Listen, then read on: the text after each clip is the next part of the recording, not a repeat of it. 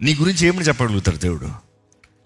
నీవు దేవుని సన్నుతించగలుగుతున్నావా? నీ జీవితంలో ఏం జరిగింది కాదు, ఏమవుతుంది కాదు.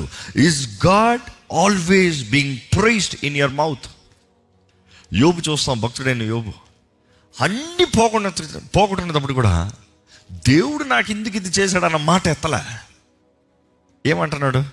యెహోవా ఇచ్చాను, యెహోవా తీసుకున్నాడు, దాని తర్వాత ఇంక అంతే, నేను దేవుని సన్నుతిస్తాను ఎందుకంటే ఆయన నన్ను తప్పించాడు, నాకు జవాబిచ్చాడు, నాకు సహాయం చేశాడు. How can a king, a warrior act like a mad man? How can he?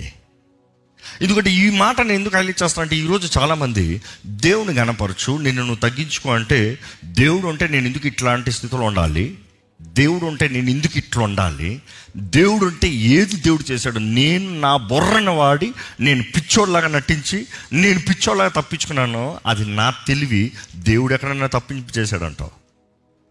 You see, you have to always understand, దేవుని కృప కాకపోతే, దేవుని సహాయం కాకపోతే, దేవుడు కాకపోతే నీ గతి అయిపోయింది.